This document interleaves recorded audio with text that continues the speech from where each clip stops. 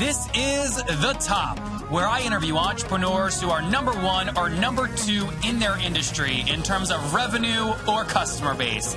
You'll learn how much revenue they're making, what their marketing funnel looks like, and how many customers they have. I'm now at $20,000 per top. 5 and 6 million. He is hell-bent on global domination. We just broke our 100,000 unit sold mark. And I'm your host, Nathan Latka. Many of you who I've met in person have seen my unbelievable dashboards that I built. You know, I'm an analytics-like crazy person. I love the data, and I love presenting the data in beautiful dashboards that my team can use on their mobile devices, their phones, and TVs throughout the office. Now, the way I do this without having to hire a big development team is at nathanlatka.com/analytics. It's using a company called Clipfolio, and I'll tell you more later on in the show how I use them. It's nathanlatka.com/analytics. This is episode 646, and coming up tomorrow morning, you'll learn from Alex Mayer, who is Ty Lopez's business partner in his company, mentorbox.com. Specifically, you'll learn that Ty owns 50% of the $89 per month membership company, and at launch, they sold 800 units, value of which came out to $80,000 in initial sales, all before launch. You want to tune into that if you want to learn more about Ty and Alex. Good morning, everybody. My guest this morning is Sean Ellis. He's the founder and CEO of growthhackers.com. Now, he coined the term growth hacking in 2010 after using it to ignite growth for DropBox, EventBrite, LogMeIn, and Lookout. He's also founded and sold customer insights company Qualaroo, growing it to millions of dollars in recurring revenue. Sean, are you ready to take us to the top? I am. It's actually EventBrite, in case people aren't sure what EventBrite is. Oh, I said EventBrite. Yeah, I'm so that's sorry. okay. You know what that is? You know what that is? That's this coffee. It's running through my system, right? EventBrite. My apologies. So I've seen you speak before at Capital Factory here in Austin. You gave an interesting presentation really focused on viral coefficients and why it's important to decrease the time of the original share to really drive growth. Walk me into kind of an example of how you did that at one of these companies, and then I'm going to ask you why you left that sexy world to go into publishing.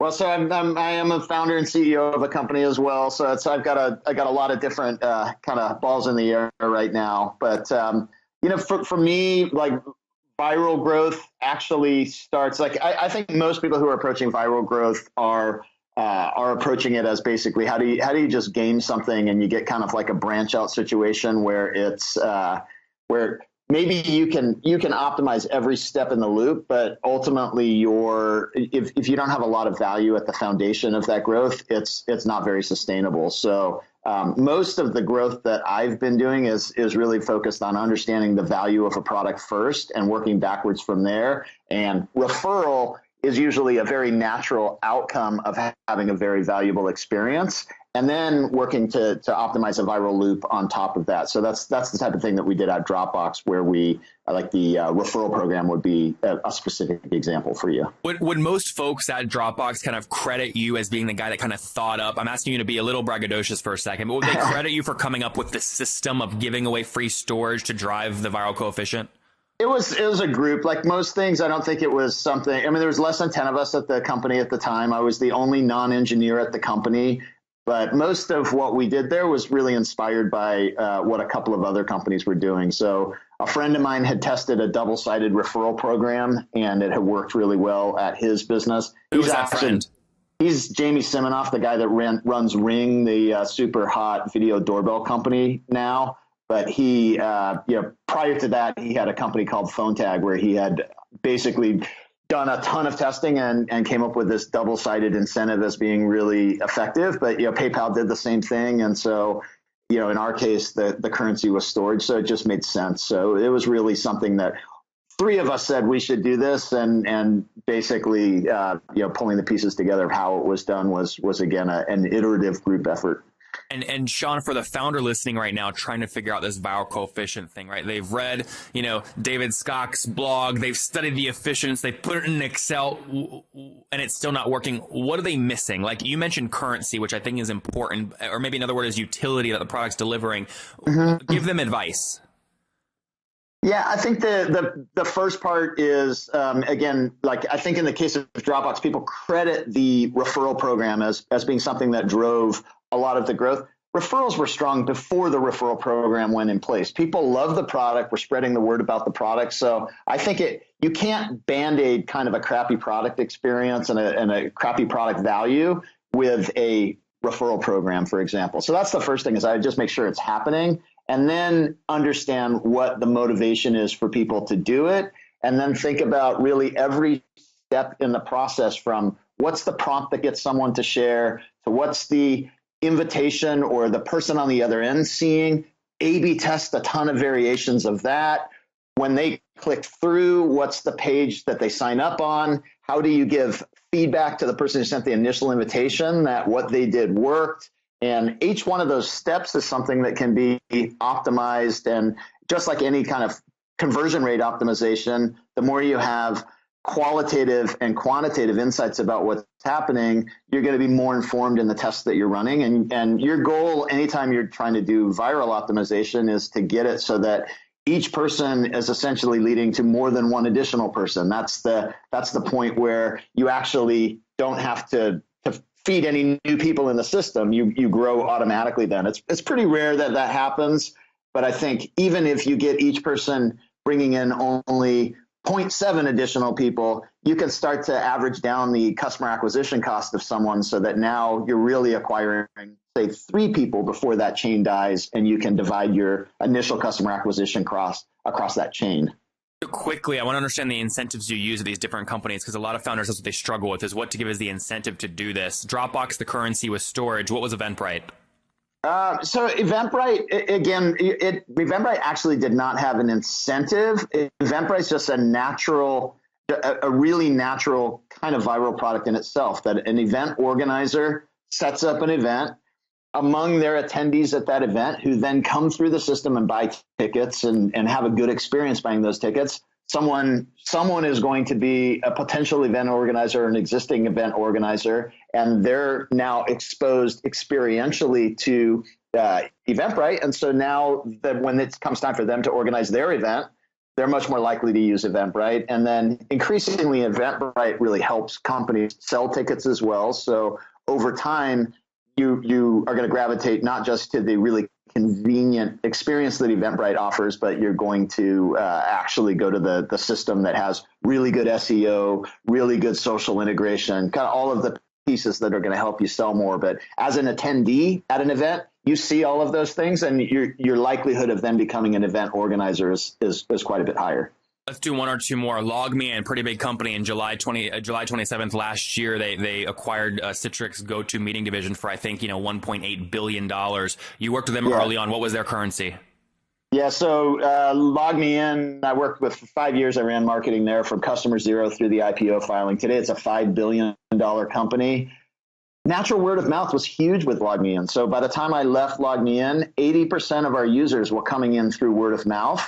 And but we were spending more than $1 million a month, 3 months payback on acquiring customers. But this is where I was saying that value drives word of mouth, and word of mouth is really more powerful as an acquisition loop than incentivized referrals. So we spent most of our time at LogMeIn just making sure when we first tried to grow the business, majority of people who signed up for the product never actually used the product, and so we spent a lot of time understanding, why did you sign up and not download the software? Why did you download the software but never do a remote control session? When we had those insights, we ran a ton of experiments to get more people through, and it was really about unlocking acquisition as a channel. I'll give you a specific example there. I initially tried to grow it and couldn't grow more than $10,000 a month, couldn't spend more than $10,000 a month growing the business because we had such an inefficient funnel. I lost money every time I tried to expand beyond that 10,000. But once we as a team all worked together, so the CEO really got each of the disparate parts of the business across that customer journey to work together and experiment all the way through that customer experience, we got about 10x improvement in the number of people who sign up and actually use the product. And that led to obviously a lot more revenue, but that also unlocked all the word of mouth. And so as soon as we made that change, it took us about 2 or 3 months to make that change. I now went back to the same channels that scaled to 10,000, and they scaled to over $1 million a month in my ability to spend to grow that business. And it was unlike most VC-backed businesses, it was cash flow positive the whole time we were scaling growth there. Because if you're trying to figure out, if you're listening right now and you're dealing with, 4% monthly churn or higher, especially in the SMB mid-market, and definitely if you're seeing that high churn in the enterprise space, you should go. I'm not going to get into it with Sean here because he's already put this stuff out online. Just go look up how he runs questionnaires to his audience to figure out where the leaky parts of the bucket are. He's got YouTube videos and slide shares on that. I want to focus real quick on more, Sean, now of your story. So you started at Qualaroo, and you sold, and I'm pronouncing that correctly, right? You're pronouncing that correct, yes. And this was what did the service do? So it was customer insights. So I'm really passionate about figuring out what's going on with customers because they hold the keys to really figuring out your growth in the business. And so we actually acquired that business, I think 2012, and we acquired it from Kiss Metrics. It was called Kiss Insights at the time. Really, that was kind of this little side business, didn't have much revenue, but I liked the product. I'd been an advisor there and actually encouraged them to build it.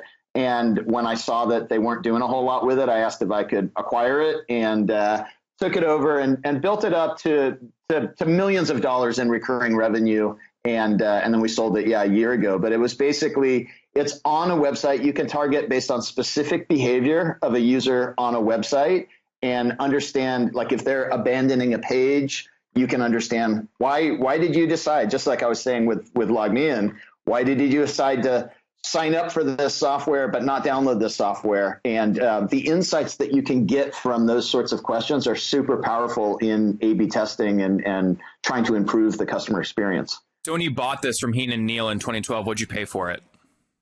Less than $1 million. Okay, less than $1 million. And what was it in terms of top line revenue at the point when you bought it? We never disclosed it, but it less than what? It was like, it was way below 100,000 a month. Okay, way below 100,000 a month. You said you grew it to millions in ARR. Give me some sense above what? Millions in ARR. That's as far as I'll go with it. Based on the acquirer. On my acquirer, I have an NDA on disclosing where the revenue is on the business. Let's put a top on it then. Below 10 million? Yeah. Okay, good. And who bought it? A company called Xenon. They basically, it was a very cash flow positive business. We were using a lot of the cash to fund what we thought as kind of our long-term, what really interested us on the growthhackers.com side. And so it was an asset sale of that business. And Xenon basically buys businesses and generally buys businesses that don't have a lot of strong operations around them. But in this case, they were able to do it on a revenue multiple that made sense for them. And so we had a lot of the good operations in place. Jonathan Siegel is a smart guy with 7 kids, Jewish, a brutal negotiator, but man, does he do some amazing deals. He runs Xenon. What negotiation tricks did he do with you to get you to sell a cash flow positive business to him? I wanted to sell it. Like for me, I just saw what we were doing with Growth Hackers as something that I thought could be that $1 billion company. And so for me, I wasn't trying to get top dollar for it. I was really trying to take a distraction off of my plate and go all in on where I thought the future was in the business. Guys, if there are any mini Sean Ellis's listening where you've got a cash flow positive business that you just want to get rid of and sell and you don't care about the multiple, call me, 703-431-2709. Okay, Sean, take us into Growth Hackers. You've got a new book out. It ties with Growth Hackers. Right. First off, why publish a freaking book? People just lose money and it takes a lot of time. I have almost a 7-figure advance on the book so that we're not losing money. Got it. So you've pulled, let's say, between $500,000 and $1 million on an advance? Yeah, if you take international rights, it's at about $1 million. Okay, and who'd you sign with? Crown Business. Crown Business. Okay. So they're the ones. They're a division of Random House, top business book publisher. So they have like Lean Startup, Hard Thing About Hard Things. Really, really good publisher. They're big. They're one of the top 6 easily. Why? You have a history with books, right? You've published a few before. How many copies? I have not. This is you haven't? I have self-published, but this is the first one that we've actually done with a publisher.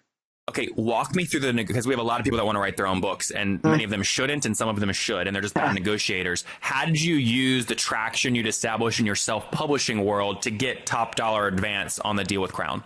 It had nothing to do with my self-publishing world. I think my background, the companies that I've been associated with, and then the Growth Hackers itself, I think is something that they looked at as an interesting platform. And there's a ton of people writing books on growth hacking, but I'm the guy who came up with the term. And so, they thought they wanted to partner with me on this book, but they really, I had a lot of publishers approaching me about writing a book on growth hacking.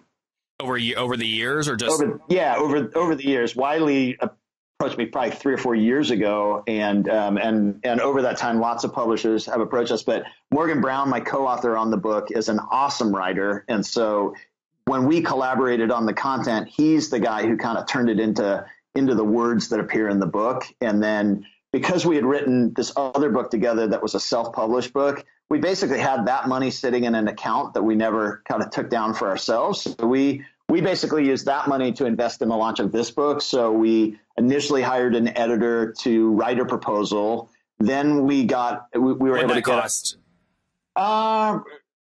Maybe less than $10,000. I want to say maybe $8,000. And then we got we worked with that editor and through some context to get one of the top agents out there. Who'd you use? Suddenly, Lisa, her name is suddenly. She's DC based, right? No, she's Lisa Damani. I just want to make sure I'm pronouncing her name. Yeah, take your time, guys. She's awesome. I was gonna say, while Sean's looking up that name, guys, this is like, a lot of people don't understand this process. Like, it's the proposal. Usually you find the agent first, you convince the agent to invest in you. They help you with the proposal. They pitch to the thing. Sean has an advantage because he's so well known, but what was her name? Lisa Demona. Got it. Lisa Not Demoni. Demoni. So you never talk to somebody using their last name, but yeah, Lisa Demona. And then she was awesome in basically being able to really help us refine that initial book proposal and then get it in front of the right people and negotiate an awesome deal on our behalf. Now, these publishing guys, they'll say they care about great writing, and they do, but it's a business to them, right? Each book is basically, there's a big advance. It's an investment, just like a startup. How do you, what's your plan? I imagine you have to sell 100,000, 250,000 books, right? In the first very little amount of time to make this kind of the success they want. What's your plan to do that? Besides coming on the podcast, right? Step one is to get that momentum out of the gate, to get it onto the New York Times bestseller list. Like that's kind of any book should really be trying to do that initially. And that's, how many sales do you need and what period of time to be New York Times bestseller? It's kind of, it resets every single week. So it's not your sort of aggregate book sales. It's your weekly throughput. And so you really want to try to concentrate book sales in that first week. And it's not real clear. It's probably somewhere between 5,000 and 10,000 books in that first week that can get you on the list. And then, like as with anything else, if you get on the list, then it's a lot easier to stay on the list. So that's why you work so hard to get on there the initial time. I really want to dig here in your brain, though, because you have one natural advantage in that you've worked your ass off to basically coin this term, and you have a ton of experience. So that's one big advantage that's hard to replicate. But you're a growth hacker, and a growth hacker's mind on book sales, you must have thought up some crazy ass things to put in the proposal on how to move these books. Tell me one of these crazy ideas. Well, I think, I think people's perception of what growth hacking is often a little bit flawed. And I think to me, it's less about slam dunk creative ideas. Most things that I think of don't work. That's the reality. And that growth hacking is really more about testing a bunch of stuff and doubling down when something works. And so it's more about kind of just that rapid testing process. So that's the thing with the book sales, is that you don't know. I can't tell you that awesome thing that I've thought of. Top three things you're testing. So big things we're doing right now is a lot of bulk sales. So I've got hundreds of copies going to Microsoft to do a presentation in Microsoft, and then I do a book signing with pushing 1,000 copies to them. I've got hundreds of copies to a bunch of other companies. Lots of podcasts. We're doing bundles with ticket sales for our Growth Hackers conference in May in Los Angeles. So basically every single ticket has a book bundled with it. Our Growth University is basically this Growth Master training course. We're bundling book sales with that to the point where I'm actually running now bundled ads. And right before this, I talked to my person who's managing that, and we're getting sub $50 sales on our course with the book bundled. And so, wait, Sean, I don't follow that. What do you mean sub $50 sales? So it costs our cost of selling our course when we bundle a book with it. So our course is a $300 course, and it's like a piece of software in that case. It doesn't, we don't have any marginal cost on the course once we've created the course. And so being able to sell a course for $300 with the book for $50, how many of those do you want to sell of those numbers? I mean, so it's early still, but that looks really promising. So it's really this aggregation of a whole bunch of stuff, and then having, per quarter we're probably 1 million people coming through Growth Hackers, and another, I think, 400,000 across our different social accounts, followers. So like all of these things add up, and I'm actually at the Conversion XL conference right now. So you're like, we should have met up. You're down there with Pep down there in San Antonio, right? I'm in Austin. Oh, cool. Yeah. So I just listened to your interview with him. What'd you think? Smart guy. He's super smart. Yeah. Dude, there are so many of these info product people that I just don't have a lot of respect for, because they live launch to launch and they're broke and they pay affiliates 90% of their sales. He is killing it. I mean, unbelievable. Put it this way, I sent that recording out to many of my team members because we've got our training component too, and there's a lot to learn from Pep. He's awesome. Yeah, I'm glad he came on the show. Okay, cool. So I got that, understood kind of growth. Oh, it sounded like you're doing a lot of bundling. How many books did you commit to buy up front? Like 10,000, 5,000? You personally? I didn't commit to buy any. So the ones you're bundling with, like your courses or your tickets, who's paying for those? I mean, it's in the price of the ticket. So I wouldn't make my company pay for the book to just give away. But if they're paying $300 for a course and the book costs $20, then they're getting the book and the course for the $300. It's a good deal. And our conference is $1,000. We're bundling a $20 book with a $1,000 ticket. Now the company's not paying for it. The person's actually buying both the book and the course, and we're just dividing the two pieces, or the book and the conference. Last question, because this is kind of one of those things like social media marketing. There's so much noise in the growth hacking space, right? So your challenge is helping people understand, like, you're legit, right? You got Ryan Holiday with his little, ebook. You've got Near with a version, Hooked. Why should people buy this book over those two books or any other growth hacking books? I think a lot, like Ryan Holiday's book was awesome to bring attention to growth hacking and to get people talking about it and thinking about it. But there hasn't really been that guidebook for what do you do as a team, and especially for bigger companies that want to replicate what Facebook has done and what Uber has done. And some of these companies that have taken teams across that full customer journey and are running optimization across that full journey and working all of the levers of growth and the testing process, that stuff is hard. Marketing as just an acquisition channel, that's not that hard, but you actually need cultural change, cross-functional coordination and collaboration. And so being able to have a guidebook that shows a company how to latch onto those things, and then ultimately guidance around how to work each of those levers effectively. So we've got the method, building the growth team, what you need foundationally to be able to drive growth, and then a lot of stuff on just the tactical of how to manage different areas of the funnel for growth. But it's super powerful, but I think people need the help, and that's what the book does, and that's what most of the components of my business do. And last difference I want you to point out, if you're the young hot shot in growth hacking space, you could call Jeffrey Moore of Crossing the Chasm the kind of the grandfather. A lot of that book is hugely popular. What's the main difference between the two? Between my book and Crossing the Chasm? I think Crossing the Chasm is really an observation on how it is, that you need these early adopters, and then you need to get it to mainstream, and there's different motivations.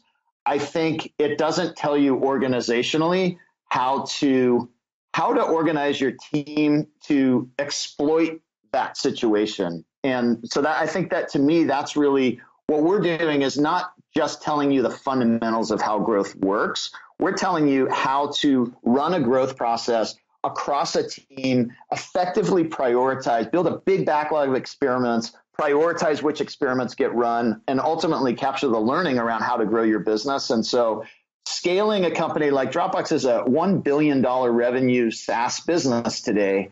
And you can't scale to that level on just clever growth hacks that one or two people are doing. You need to have a very integrated, coordinated team. And the best time to build that into your business is early, when the culture is still malleable to do it. So I think I was able to do it at DropBox because there were less than 10 of us. And they're the fastest SaaS business to ever get to the $1 billion revenue run rate. And I don't think that would happen if we didn't make built the right systems in place when they were small. When I was recently in New York meeting dozens and dozens of you that listen to the show, I showed many of you guys my SaaS analytics dashboard. I also showed you my website kind of conversion dashboard from impression to free trial to paying customer, along with many other dashboards I use in my business, like my social media command center and a few others. Now, all of these are built with one tool. I just dragged and dropped them together. You can see how I did that at nathanlatka.com/analytics. That's nathanlatka.com/analytics. Now, these dashboards, guys, are critical to my business. I refresh them on my mobile phone right when I wake up in the morning. I roll over and boom, refresh. Or I'll refresh them right before I'm about to take off on a flight, because I'm just addicted to data and numbers. They drive my business. So I think they probably drive your business too. You can see my dashboards, how I use them at nathanlatka.com/analytics. Now, if you go to the regular website, the tool is called Portfolio, you only get 14 days free. You go through my link, you get 90 days free. So I got a great deal for you guys. It does expire. So you got to go there now, nathanlatka.com/analytics. Okay, Top Tribe, I have to tell you, many people go, Nathan, you came out of nowhere. Your website's growing so fast. How'd you do it? The answer is simple. So I use HostGator. I don't know if you guys know that, but I use HostGator. And the reason I do, they have like about 4,500 free templates I can use because I don't code. They've got a great e-commerce plugin, and guys, I bug the heck out of their support. They've got 24/7 support, which I love. So what I've done is I've worked with them. You guys know I make great deals. If you go to hostgator.com/Nathan, you can sign up, get your own domain for 30% off and a 45-day money-back guarantee. Okay, again, I make great deals for you guys. Go to hostgator.com/Nathan to grab that now. All right, guys, there you have it from Sean Ellis. Sean, let's wrap up with a famous 5. These are quick answers. Number 1, besides your own, what's your favorite business book? I really like The Hard Thing About Hard Things. It's just a good reminder that this stuff is hard and it just doesn't happen overnight. Number 2, is there a CEO you're following or studying? Maybe Peep Laja after your recent interview with him. Awesome. Number 3, besides any of these you're associated with, what's your favorite kind of online tool for business productivity? Business productivity, as weird as it sounds, I actually think the Calm app. The Calm? Yeah, basically guided meditation. There's the app on the guided meditation. I like it. The fact that you can do 2-minute meditations, 5-minute meditations. If I hit that part at any point in the day where I just need a quick recharge and reset, I am so much more productive the rest of the day after I do that. Number 4, how many hours of sleep do you get every night? I'm pretty good about getting 8 hours of sleep. And what's your current situation? Married, single? Do you have kids? Kids and married. I just had my 20th anniversary. Wow, that's congratulations. How many kids? Thank you. 2 girls, 17 and 15. Oh, wow. And how old are you, Sean?